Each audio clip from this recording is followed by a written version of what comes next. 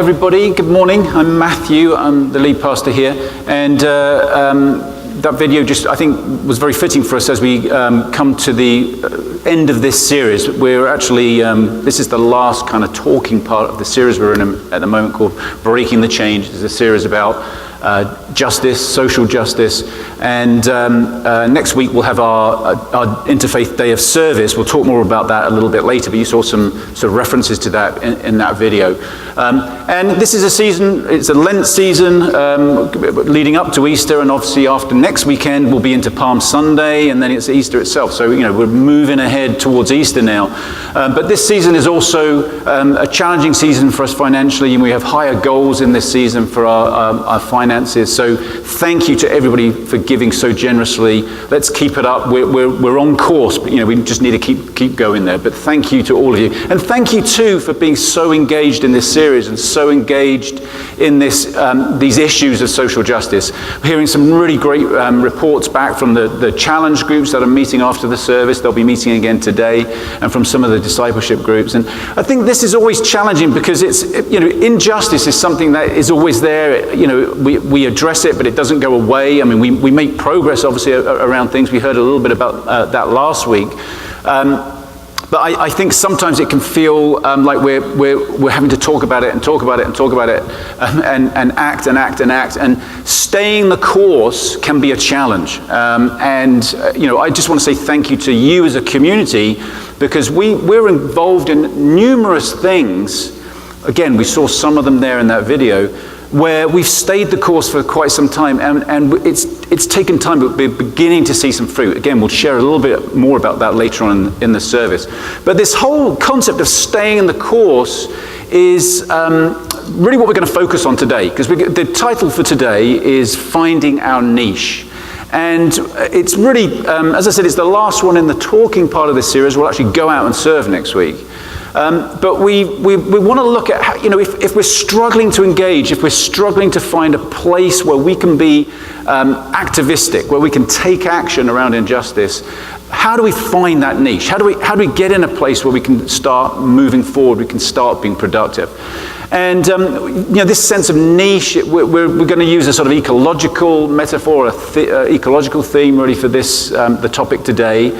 We often look at nature, right? We often turn there for our metaphors. And I think it's fitting for this one in particular, because as we look at the issues of injustice, just like nature, we realize that as humanity, as a planet, as the whole planet, we're all interconnected. We're all one system ultimately, and what we do here affects what happens over there, and vice versa. And I've been part of the youth challenge group, not because I've been helping lead it, not because I'm youthful. And it's been really interesting hearing some of the high schoolers and some recent graduates talking about issues of injustice. And we've been looking at numerous things, but noticing how interconnected everything is. So some people have been sharing some of the things that really concern them the most. Some of that is around issues of race and voting rights and things like that, and issues of gender and the pay gap, gender pay gap. And as we look at all those things, we see racism at work, we see sexism at work, and we want to address those things. But we also see just economic injustice at work. Like if you can pay somebody less because they're a woman and get away with it, there's a lot of people that are going to do that, right?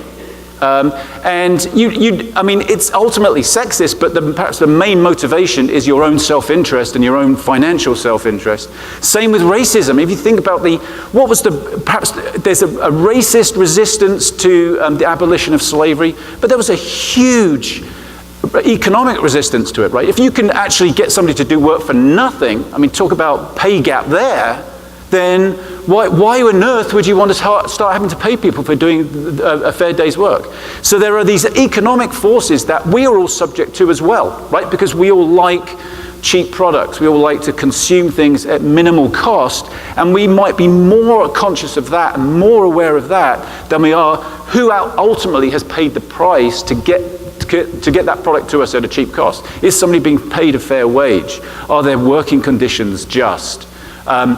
What impact is there on the environment for us consuming such cheap products, et cetera, et cetera. So, we're becoming aware, more and more aware of our interconnectedness and the way injustice in one place is a threat to justice in another place, to misquote Martin Luther King.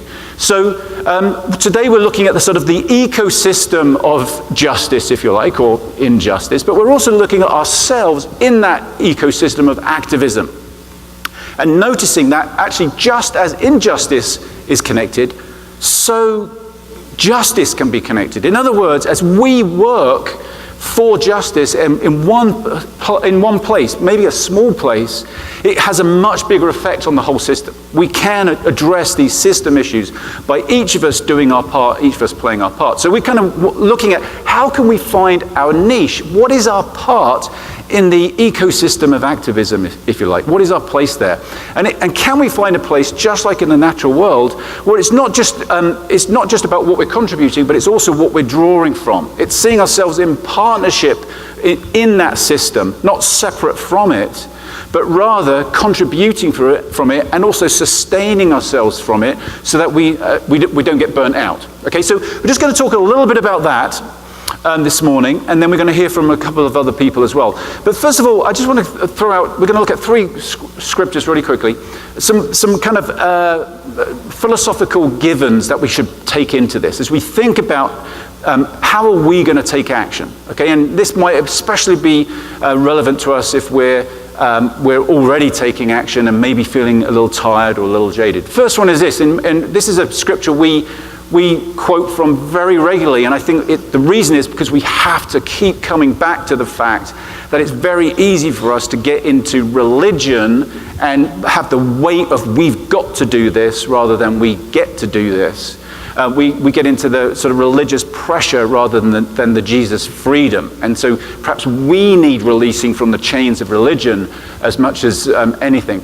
Come to me, this is Jesus, come to me, all you who are weary and burdened, and I will give you rest. Take my yoke upon you and learn from me, for I am gentle and humble in heart, and you will find rest for your souls. For my yoke is easy and my burden is light. What this speaks of to me is no guilt, right? We're not, let's just remove guilt from our shoulders. Let's just let it slide off as we think about all the challenges out there, all the injustices out there, and our response to it. We can find our niche by just letting go of guilt, right? And not that being this forced pressure.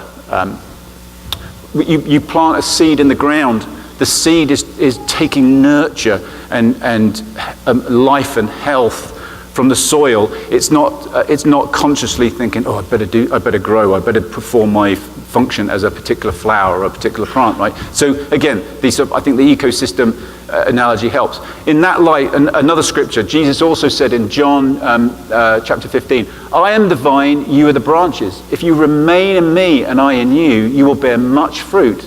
Apart from me, you can do nothing. If you do not remain in me, you're like a branch that is thrown away and withers. Such branches are picked up, thrown into the fire, and burned. In other words, they only have very limited use. So this is Jesus saying, look, I mean, Jesus was constantly talking about drawing life from the Spirit of God. He used metaphors like Father for God, of this intimate connection. And Jesus is saying to his followers, you need that same connection. You need that nurture. You need a life-giving force. You need something that you can draw from, because that's what's going to sustain you. So as we think about activism, as we think about engaging in injustice, we need to take care of ourselves. We need to own our own selves and recognize that we too need care. So firstly, so we don't burn out, and secondly, because as we take care of ourselves, as we receive more love, we are able to give more love more effectively. We cease to operate out of guilt or proving ourselves or having to be right or whatever else might motivate a more anxious response to injustice. And then thirdly, let's never despise small things. Like most of us in this room, I was having this conversation with somebody just a couple of days ago. Most of us in this room, here's a sobering thought, will probably be completely forgotten in 2 or 3 generations, right? That's the motivation for today. The one sort of, hope that really inspires you. But what I mean is, some people make this phenomenal mark on history, right? And books get written about them, and we quote them, and there's their names.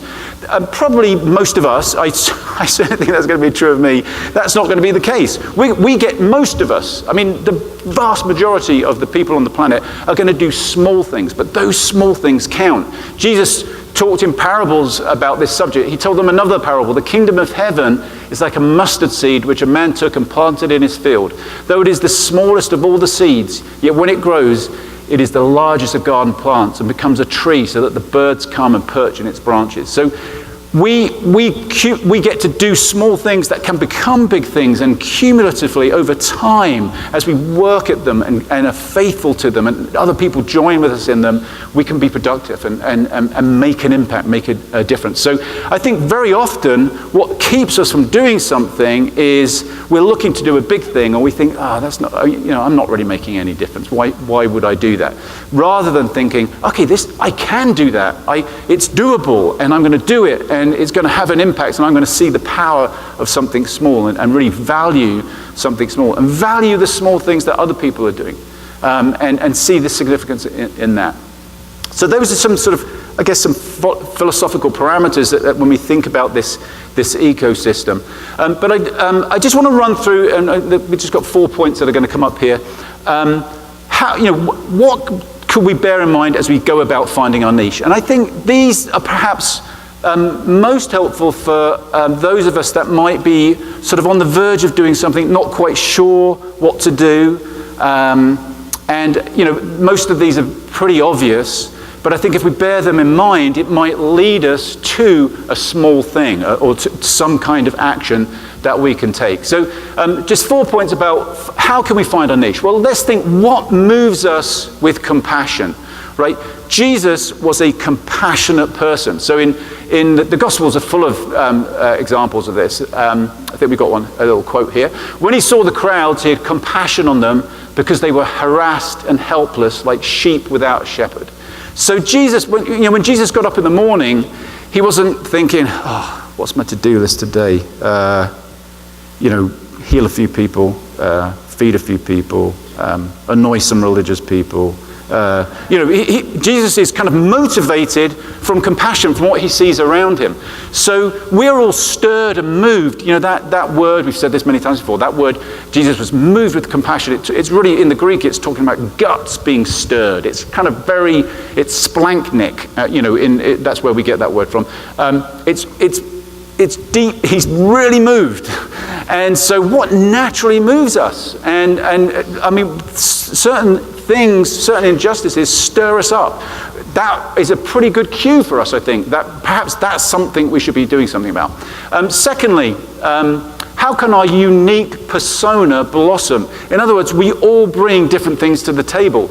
Paul, the early church leader who kind of wrote much of the New Testament, the Christian scriptures, he was constantly going on about this issue of the uniqueness of the individual, but the togetherness of community and the power of all that unique individuality coming together to create something even more beautiful.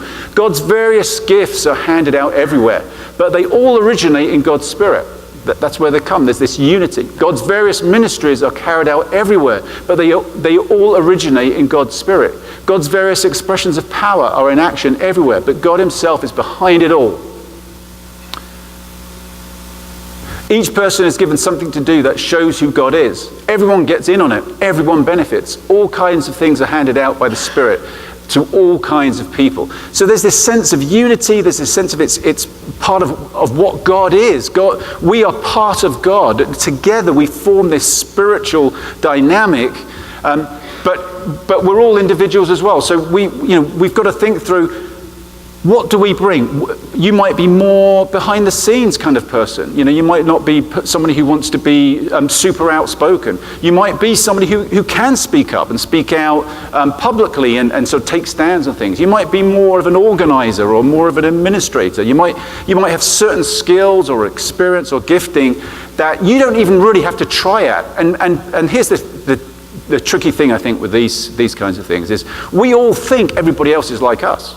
right? So what comes naturally to us, we don't even really value it because we think, well, isn't everybody like that? Well, actually, no. So valuing ourselves and what we bring and thinking, actually, that can be applied to issues of injustice. I don't have to reinvent myself or be somebody else or try to be somebody else. So think through, okay, what have I got and what can I bring and where might that be most suitably applied? Thirdly, who do we want to collaborate with? Okay, so this is a relational piece. There are probably people in our lives who are already engaged in activism or engaged around issues, and we like them. And we think they're fun to be around and they're good people. That's a pretty good sign. Maybe we should join with them. Because that would be sustainable, right? That would be, we don't want to be on our own. We don't want to be isolated. I mean, there's something very obvious about this. Ecclesiastes kind of, very pithily hits this one on the head. Two are better than one because they have a good return for their labor. If either of them falls down, one can help the other up. But pity anyone who falls down who has no one to help them up. So there's a practicality to this. We don't want to be on our own. We don't want to be isolated. We need relational connection, right? That's part of this nurture. That's part of this system. And it means we don't have to carry all the weight. Where, the whole, this, whatever the issue is, it's like, it's all down to me and me showing up and me doing it all. If we're doing it in partnership with other people and seeing that as an essential part of this ecosystem, we don't have to carry all the weight. But there's another side to this too, which is that the people we're serving or people that we're engaging with we're in relationship with those people too, right? We're all part of this. We perhaps should see less of I am the server and that's a needy person that I'm serving, but rather we're part of the same system and we're working together to bring about justice, to bring about love, to bring about something else. So who do you feel drawn to? Who are the people that you perhaps naturally navigate towards, migrate towards? And then fourthly, where do we sense the Spirit leading, right? So, there's this, in all of this, if we're part of God and if we're being drawn and motivated by love, then we're probably, it would behove us to kind of maybe sit back a little bit, and especially at the end of a series like this, and just think, well, okay, where do I sense love drawing me? Where do I sense God prompting me? Let's look at another scripture that I think touches on this, but this is Jesus talking about his connection to God and the kind of connection that we can have to God. But when the Spirit of truth comes, he will guide you into all the truth. He will not speak on his own. He will speak only what he hears, and he will tell you what is yet to come. So there's this sense of guidance. I mean, we could talk about that for quite a long time, but how do we respond to guidance? And how do we discern where the Spirit might be leading us? Well, some of that I think is just is somewhat intuitive, and we will feel led. We have hunches, or we feel perhaps all those things, the sense of compassion, relational connection, who I am and my wiring. It cumulatively leads us in a particular direction, or seems to be leading us there. Let's respond to that. Let's not resist it or pull back from it. So we have, there's just some practical helps, hopefully, for us, especially if we're perhaps struggling to move forward, struggling to take a step. None of those are saying what we should do, but how we might go about determining what we should do. Now, I wanted to share with you at this point, we're talking about today us finding our niche, right? And we're talking about that at the moment on an individual basis. But as a church, we also are finding our niche, right? As we look at the world and we respond to different needs in the world, and one of our challenges has always been, especially I think when you have a community of people with lots of compassion and lots of perspectives, it's hard to focus and decide which one do we choose, where do we go, and how do we stay focused without becoming too diffused and having less impact that way? How do we find those small things together as a church community? But over the years, I think we have found our niche and we're beginning to grow. And I wanted to run through some things. We're going to, some pictures are going to come up here, but I just wanted to, just for a few minutes here, just recap and share some of the ways that we as a church community are engaging in the world. And I think in increasingly significant ways around justice issues. And again, in keeping with this idea of an ecosystem, in increasingly interconnected and overlapping and synergistic ways.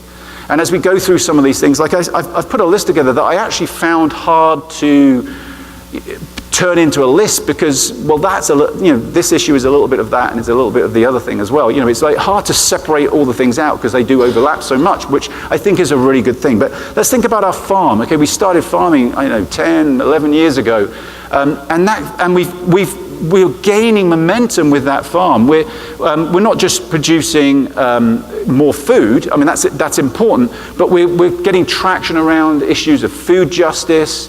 We're working with Montgomery County and Manor, as we heard in that in one of the videos. I think it was the week before last. Our connection to Manor in terms of food distribution. We're providing people with fresh fruit and vegetables who would not normally have access to that. So some really wonderful things going on there. But we're also getting the attention of the county now.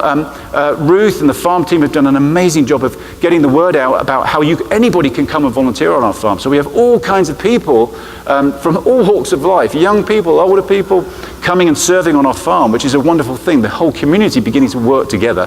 And as we're doing that, people are taking notice. And we recently, as part of a grant application for the farm to Montgomery County, they were talking to us about, could you maybe work in certain other kinds of ways? They're asking us to do things, and we're weighing all that up at the moment. But they see us as significant in terms of food justice issues in the area. Now, I don't say that to say, oh, aren't we fantastic? But what it means is, over time, as we're finding our niche there, we're making an impact, and an increasingly large impact. And that's a beautiful thing. Guatemala, we've been working and serving in Guatemala on that partnership for, again, probably about 9 or 10 years now, faithfully working around issues to do with education, some medical help as well, and but really focusing very much on the relational aspect of this, and not seeing the other as less than us and we've come to solve all your problems, but seeing it as a partnership. And we're beginning, this year we've been reviewing some of our activity there and looking to really expand and broaden our base there in the town of Ipala where we work. Also looking to broaden and expand what we're doing here in terms of especially work around immigration justice. We had that documentary last year that we screened here and had folks talk about that, and that's an issue we're going to keep coming back to. And it's interesting that immigration is sort of an integrated or a connected issue to do with Greencastle School, the elementary school just down the road from us where we've been serving. Many of the needs in that high poverty school are around immigration issues or people without documentation who are struggling for asylum or to get their documentation sorted out and can't claim some of the help that they really need. And we're trying to help people with food, and we've got that backpack program that's been going for some time. But also we're helping around advocacy issues. So we've been advocating for after-school programs with Greencastle, which then led us, as I mentioned a few weeks ago, we got the attention of Montgomery County Public Schools because we've been doing other work around education. Our racial justice team put on an amazing education workshop back in November, Racial Justice in Education. We looked at the issues, especially with a focus on Montgomery County. Had all kinds of people come, people from Montgomery County Public Schools, people from the Board of Education. And we weren't in any way saying we're experts. We kind of brought experts in to talk about it, but we were saying that because we had decided as a church community that justice in education was important for us, especially around issues of race. We had a forum some 3 years ago that many of you participated in, and that was one of the issues. And it's taken us time as we've worked at that, and the racial reconciliation team have been working hard behind the scenes. It culminated in that workshop. And then the superintendent of Montgomery County Public Schools asked us if we would work with them in the cluster of schools represented by Paint Branch, the high school Paint Branch, and the associated middle and elementary schools. We were invited to work with them to engage the local faith communities in that area to help support, serve, advocate for public schools. Especially with issues of justice in mind. So we had a meeting here just a few weeks ago, where all the principals, vice principals, the PTA presidents from all those schools came here, and we facilitated a discussion to identify needs. And we're now engaging with other faith communities to connect with that and to work out, okay, how can we respond? What are ways we can work together? So a lot of that is come out of our education work, our work with racial justice, that's been going on, where we're trying to grow in our awareness of injustice. And then also that's taking us even sort of broader into faith work. We've been crossing faith barriers to reach out with love and acceptance, and unfortunately sometimes this has been as a result of shootings and some of the tragedies that have happened, where we've gathered with our Jewish friends in synagogue after the shooting in Pittsburgh, or with our Muslim friends after the shooting in Christchurch. But also we're working together positively for the good of the community. We saw some examples of that in the video just now. And our interfaith work is meaning that we're able to have a reach beyond ourselves. We're able to make an impact beyond ourselves, an impact that we're not going to get the credit for, but that doesn't matter. We're working for the good of this planet, for the good of our piece of this planet. So as we're engaging, we're going to be working hopefully with more and more faith communities around here, especially as we look to serve schools. And then, of course, next week we're going to have our day of service, and we're making these days of service interfaith. Each one is an interfaith event. We're inviting our friends and neighbors from local churches and mosques and synagogues to come. It's, again, small beginnings, but it's mostly us, but more and more people are coming and engaging. And we've got this event next week, which is, so it's normal service next week, apart from we'll gather earlier at 9 for a potluck breakfast, and then we'll go out and serve on projects together as part of our worship service. It's a normal Sunday like any other Sunday for us in that sense. And Tinica is coordinating that event. She's just going to quickly come up and share a few things with us about next week and ways you can get involved. Thank you. Good morning, everybody. So Matthew kind of shared what I was going to share, actually, so I'm going to go back and sit down, because really, I was just going to share, if most of you have already experienced a day of service, in lieu of our regular Sunday, we gather early at 9 o'clock. We have a potluck breakfast together, so please bring something to share with your friends. We'll hang together for about 45 minutes, and then we'll send you out into the community to serve both projects that'll be off campus and projects that'll be here on campus. We've got a good list going. We've made some changes, so if you've signed up, there haven't been a lot of sign-ups yet on the website, so I'm gonna be out in the lobby. If you have any questions, or if you wanna look at the sign-ups, or I can walk you through. We've had a couple of changes in projects a little bit last minute. But most of them will be geared towards working with our partners already, Greencastle, Manna, Interfaith Works, Sophia's House, doing projects both here and off campus. And then we'll have a few other projects that are kind of geared towards Earth Day, since that's coming up too. So we'll be doing a lot of cleanup, streams and trails. One thing I wanted to share, Matthew said that staff and people here have been inviting our partners in the community at mosques, churches, and synagogues to join us. But we've also this year, there's been kind of a same thing that Matthew was saying, with our relationships going year after year, we've made friends out in the community who have learned to trust us now. So Greencastle Elementary School in particular, I've been working with their principal and their linkages to learning coordinator. There's a new staff person there. And they've reached out to families and staff. So families at the school and staff at the school are gonna join us here for the potluck, and then also back on their campus to work on some projects at school, which is huge, because opening up the school building and working on the campus on a Sunday morning is extra for staff and for families to come out. So it's kind of neat that we're inspiring the local community to also take part and take ownership of their property. So I'm very excited about that. If you'd like to sign up, I'd love for you to go look at the website. The link should come up on the banner right in the beginning when you first go to crcc.org. Look through the list, see what inspires you, sign up for a project, and this is a great time to invite your friends and neighbors, co-workers, or reach out to somebody and bring them along with us to serve in a really practical, on-the-ground way. So again, my name is Tinika. If you have any questions, I'll be out in the lobby after the service. Thanks, Tinika. So I wanted to, that sort of stuff that we're doing as a church, right? They're community things. I want to come back to the more individual focus, what ways we can each respond to this challenge about injustice in the world. And I want to introduce you to a friend of mine, John Crownapple, who's going to come up and just share some of his story. I'm going to let him introduce himself, but I want you to welcome John. He's going to share a little bit about his own life, his own experience in ways that I think could be really beneficial for all of us. So let's welcome John.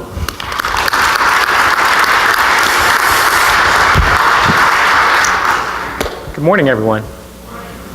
So my name is John Crownapple, and for the past 25 years, almost, I've been an educator. I live in Howard County, I work in Howard County, and I've also had the opportunity to work with school systems and groups across the country and in Canada. The past 15 plus years, my work as an educator has been focused in on social justice, educational equity, diversity and inclusion, and I've always considered my work to be anti-racism work. Although it's been called different things throughout the years. Sometimes it's referred to as cultural competence training, cultural proficiency workshops. Some people might reduce it to something like, oh, he's a diversity trainer. I don't think that language quite captures the magnitude of the work. But you get the feel for what I've been involved in education around the issues that we're exploring here with social justice.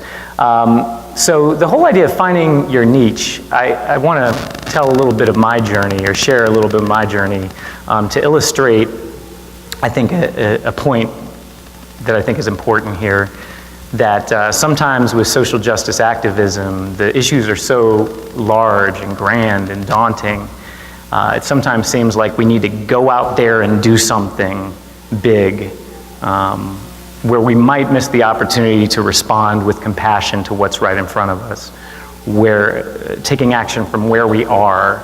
So that's really what I'd like to talk about here, is the foundational piece of essentially liberating ourselves from the systems of injustice around us. Because focusing on going out and doing something out there might be risky in terms of perceiving ourselves as outside of the system, outside of the issues. So I'll get here back on the ground with my story. What I've been focused on the past few years is the concept of dignity, human dignity. And I've been inspired by the work of someone out of Harvard University. Her name's Donna Hicks. And she spent her whole career focusing on not on education, but on conflict and international affairs. So she'll go into conflict zones and help nations, individuals, groups resolve their conflict. And from about 3 decades of this work, she realized that all human conflict emerges from violations of dignity or perceived violations of dignity. They're really the same thing. So her work has really been inspiring to me, because she's taken the stance that what we need to do is learn to act with dignity. In other words, make it a verb. The way she defines it is really interesting. It's 2 parts. The first part is equal human worth and value. Basically, we all have dignity because we're human. We're all formed, in the image of God. So we all have it. It's not something you can earn, and it's not something you can lose. We have it. We can do 2 things, though.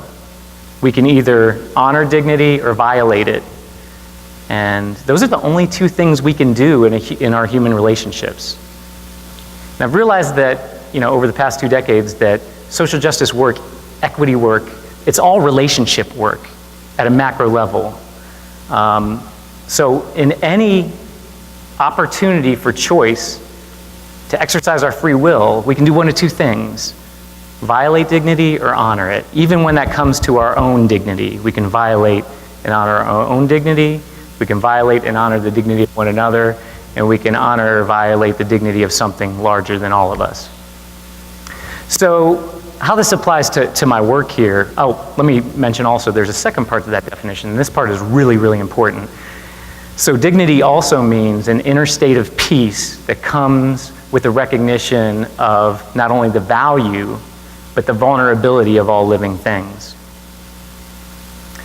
So why that part of the definition is so important is because not all of us are equally vulnerable at any given point in time.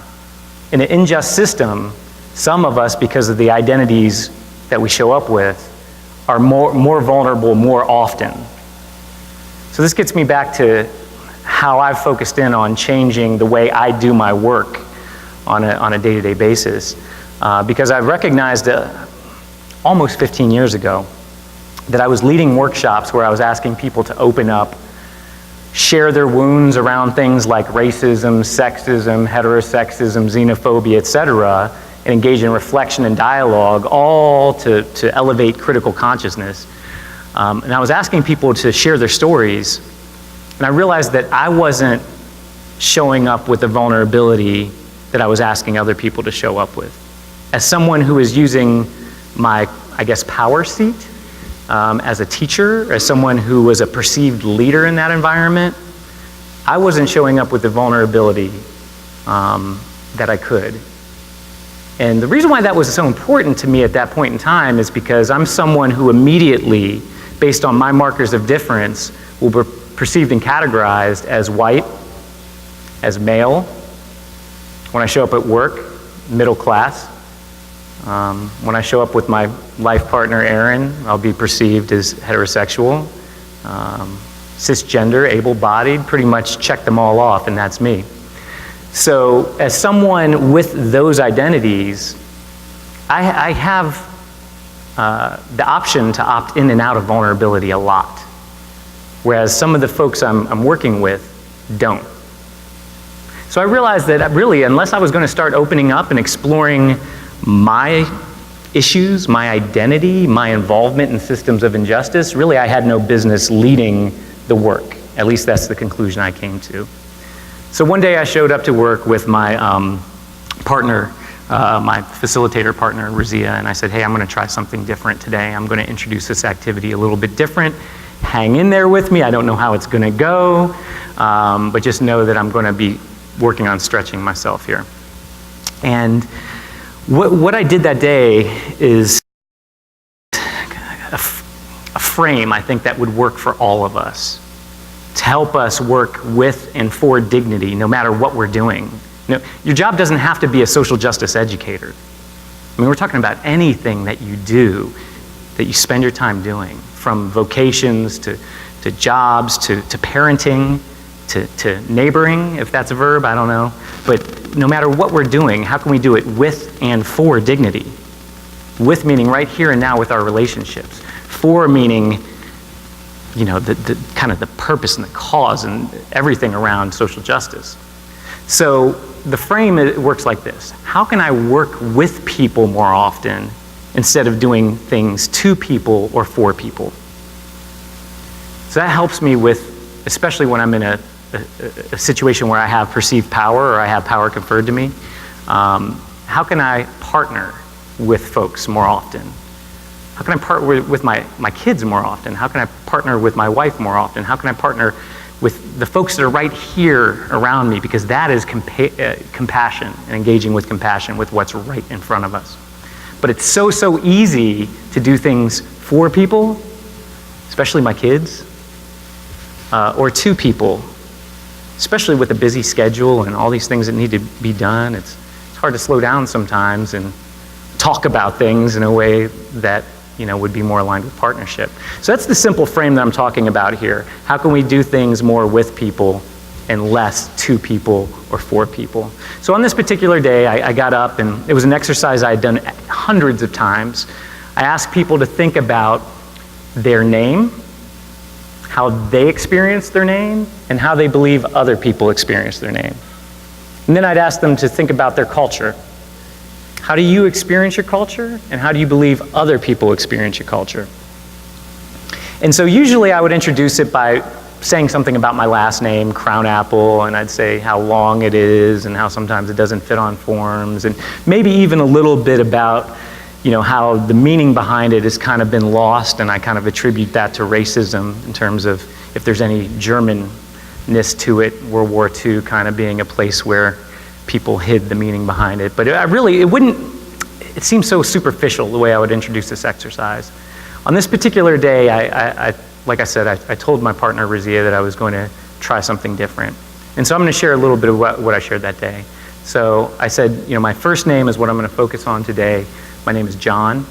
I always assumed that I was named after my father, and he's here today, John Crown Apple. It makes sense, right? For most of my life, that was just an assumption that I lived with. And then until I started exploring it a little bit more deeply, I was actually named after John the Baptist, which my mom picked that name. I actually couldn't have been named after my dad at that time because he and my mom were going by different names. I was born into a destructive religious cult in Europe. I was actually born in Scandinavia, in Stockholm, Sweden. My dad was a U.S. citizen, is a U.S. citizen. My mom was Irish. They both ended up in the same colony, basically a commune, in Ireland. My dad got involved in this group after the Vietnam War, returning home, being disillusioned with the way society was heading during the Nixon era, and just not too happy with the path that we were going as a society. My mom was in high school and basically dropped out of high school to run away with the cult. Both of them were attracted to this group because of the positive part of it all, which basically was a message of peace, love, God, and a spiritual revolution against the system, basically a new way of being with one another and engaging with one another. Which sounds really like an awesome thing. Some people are familiar with this cult. HBO did a documentary a few years ago. So it was called The Children of God at the time. It still exists. It's called The Family. It's a worldwide network. Some people know it because of that documentary. Some people know it because there's several celebrities who have spoken about it. They were born into it. The Phoenix family, River Phoenix, Joaquin Phoenix, Rain Phoenix, their parents were leaders in the group, and Rose McGowan, who's been in the news a lot with the Me Too movement, she was born into it as well. So people know about, it's a thing, like Wikipedia says it's a thing, so it's a thing. Still exists. And so I was born, my dad and my mom ended up getting married, and I was born about a year later in Stockholm, Sweden. My brother was born about a year after that in Dublin, Ireland. And it was around this time that my mom started to question her involvement with the Children of God. This group started in Huntington Beach, California, and a core part of the theology had to do with human sex. And that was part of what they became notorious for in terms of the issues that were kind of troubling and some of them illegal. They also were known for the child abduction that would go on when people tried to leave the group. Children would be kidnapped and hidden in other countries and that type of thing. So it was around this time that some of the practices were going down a slippery slope. They started promoting child sex and a practice that was fundraising and also proselytizing, which some of the European courts, the ones in Italy, called it evangelical prostitution. So they started promoting these type of practices around that time. And that's when my mom started thinking that this wasn't the environment that she wanted to raise two children in. But it was dangerous, so she couldn't talk about it. She didn't talk to my dad about it. My dad brought us to the United States when I was between 3 and 4, right around that time. That's when we started living in Akron, Ohio. My mom showed up about 9 months later. And she told my dad shortly after that she wanted nothing else to do with the cult. And he hadn't yet escaped the programming. And so he wasn't too happy about it. And sometimes I get in the weeds with this story and go down, there's so many kind of interesting details to it, but there was a whole mess around that time. A whole mess that involved courts, it involved allegations of kidnapping, it involved, a lot of just messy things.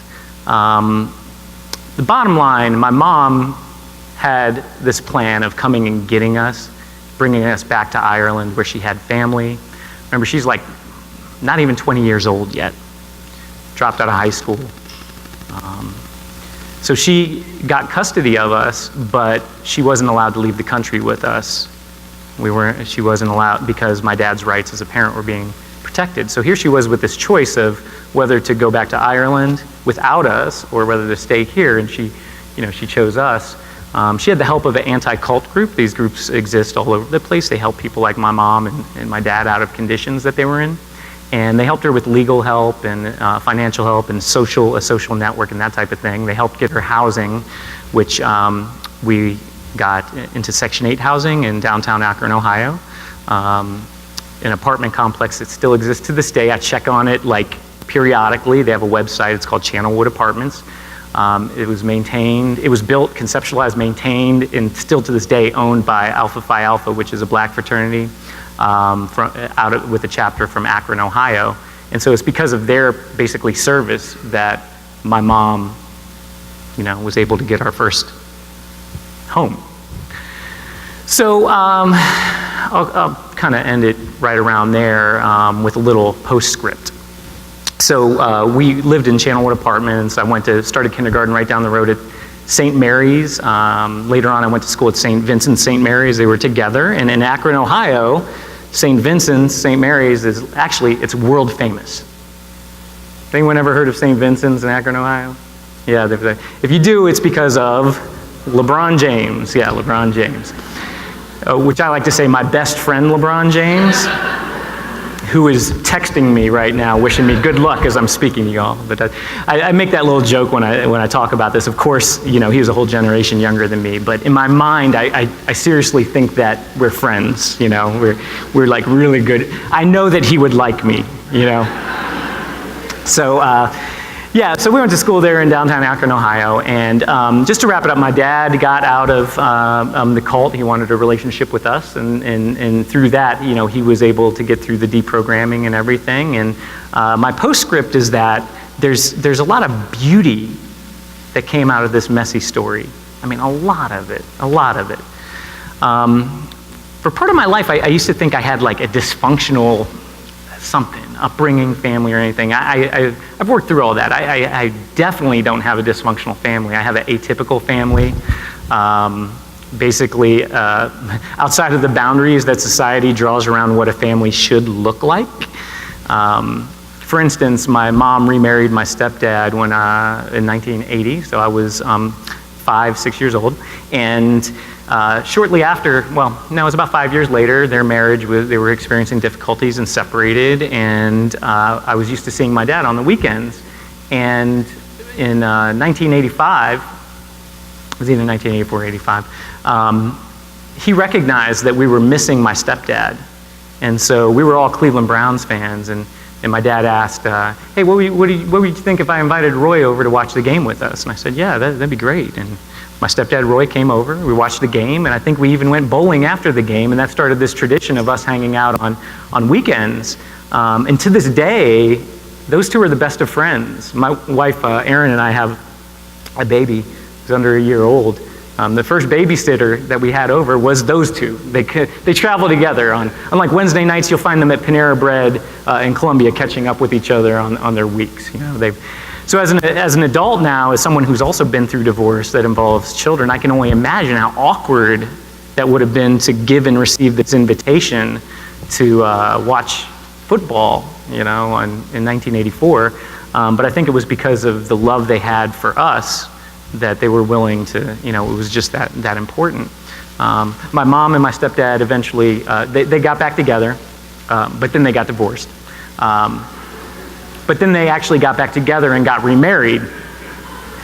And then they got divorced again. So those two, and true story, they're married and divorced twice. You can't say they didn't try to make it work, right?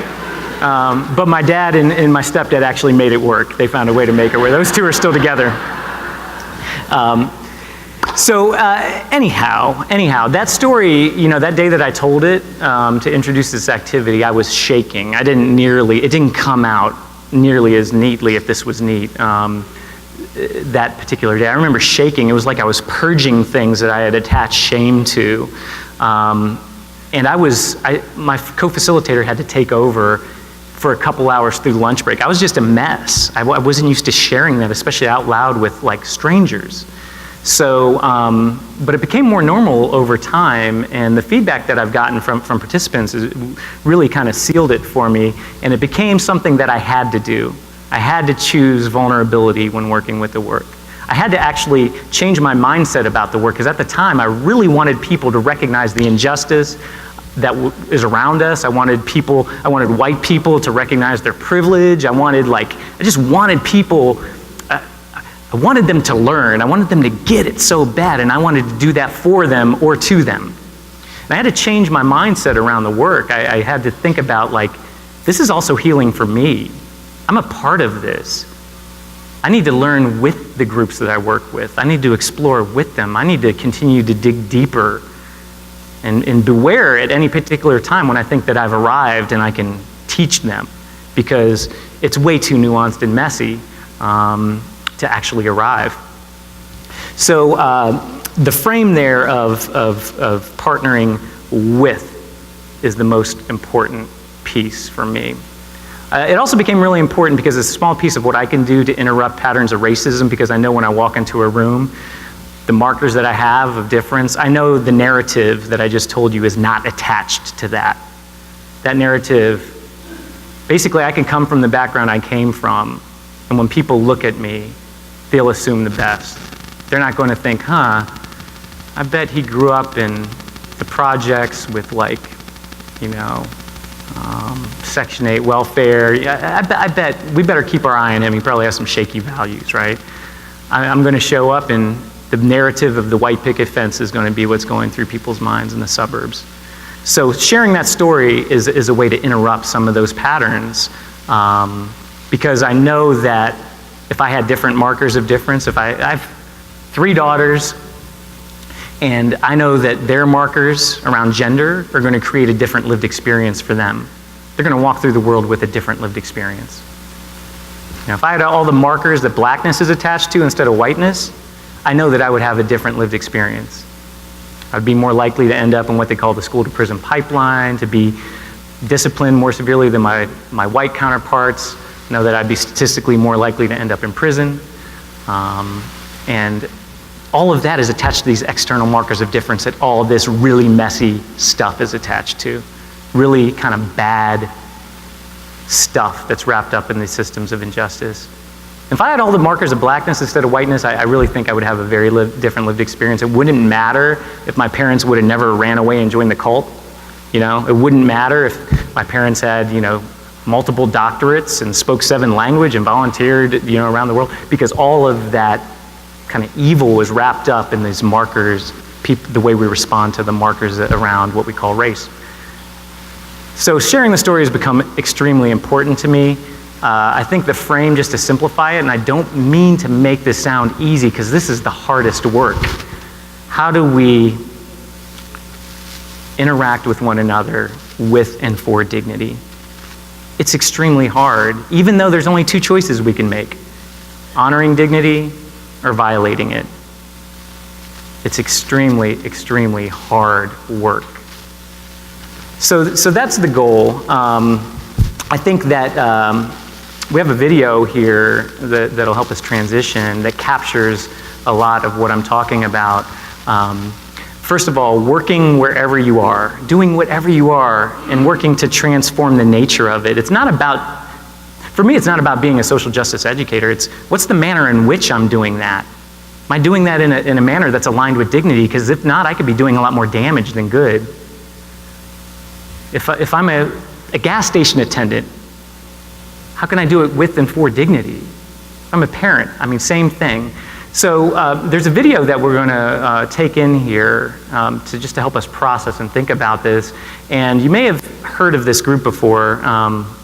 It's actually a school orchestra that formed in Paraguay, and one of the poorest areas of Paraguay. And it's called Landfill Harmonics.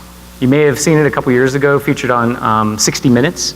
They kind of had their time in the with the media attention and everything, and it's absolutely amazing. The town was built on a landfill. So literally, when we talk about like mess and junk and turning our mess into a message, it's like it's all around. And the town was so poor, the school was so poor that like they couldn't afford musical instruments. So what they ended up doing was working and engaging with what was around them and actually seeing the beauty in what we might call garbage and actually transforming what was right in front of them into something just spectacular. And the fact that it's an orchestra is also a piece here that I think connects with what Matthew was saying directly, in that each of us, operates in a different space every day. However, if we could play in the same key, I would just call it the key, D, dignity. It's something beautiful and amazing can really come out of it, and the violin is no more important than the cello. Together, it's all about doing what we do in the same key, with harmony, whatever it is, and creating something beautiful together. So do we have the video?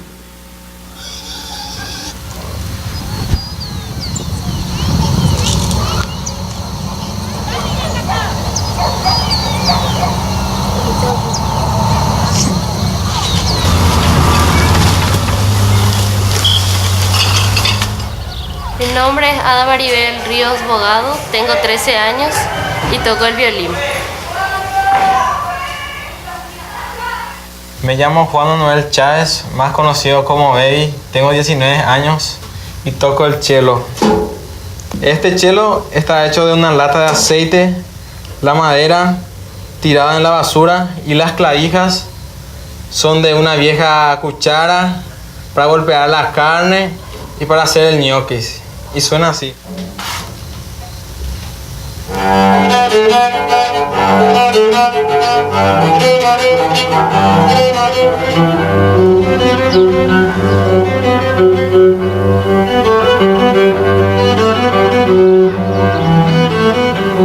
Una comunidad como Cedar no es un lugar para tener un violín. De hecho, un violín cuesta más que su casa.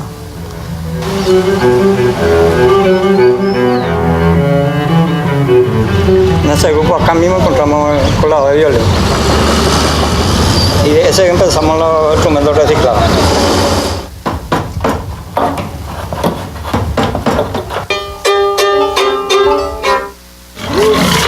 La familia que acá vive recicla todo lo que hay en la basura y se vende. No pensaba antes que yo voy a hacer ese instrumento. Y me siento demasiado feliz cuando estoy viendo a un niño que está tocando un violín reciclado. Cuando ya escucho el sonido del violín siento como mariposa en el estómago, así una sensación que no sé cómo voy a explicar.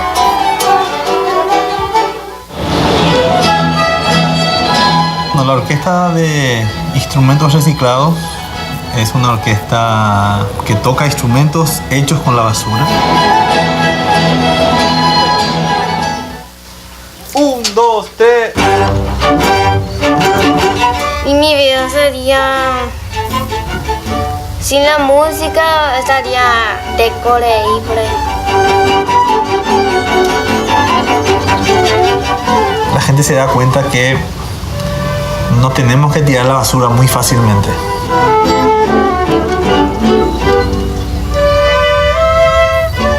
Y no tenemos que desechar a las personas muy fácilmente.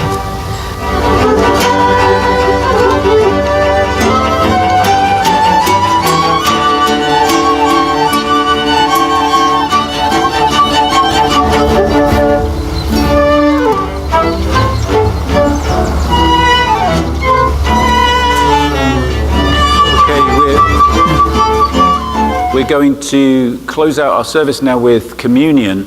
And communion is this celebration, it's a memorial, a remembrance, a celebration of the vulnerability of Jesus, where Jesus says, here's my body, here's my lifeblood. Jesus really saying, I'm not going to hold anything back from the work of healing and being part of the work of healing of the planet, of humanity, of the universe. And And so we can come, we're coming to a table. We can gather around the tables at the front here or in the middle, or we can be served at the sides. But as we come, we're coming to the vulnerability of God.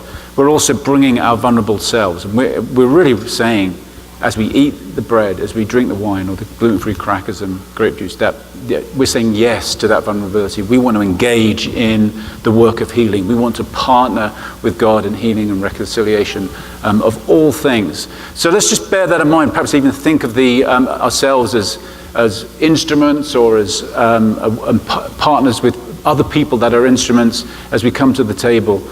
Everybody's welcome, and we also have people who will be at the back if you would like someone to pray with you. Just come in with a burden or something that's weighing heavy on you. We would love to pray with you, so please come and find us at the back there. You can write out prayers at the sides. There's candles you can light as a symbol of prayer, a symbol of your desire for this union with God and union with this mission of reconciliation. Let's just pray, and then please come forward. Lord, we thank you for your love and your compassion. Thank you that you are in this with us, not far off, trying to do things to us, or even do things for us, but you are with us, working right beside us. May we, as we come to the table, experience your presence in a profound and real way. Come, Holy Spirit. Amen. So please come to a table or be served at the sides.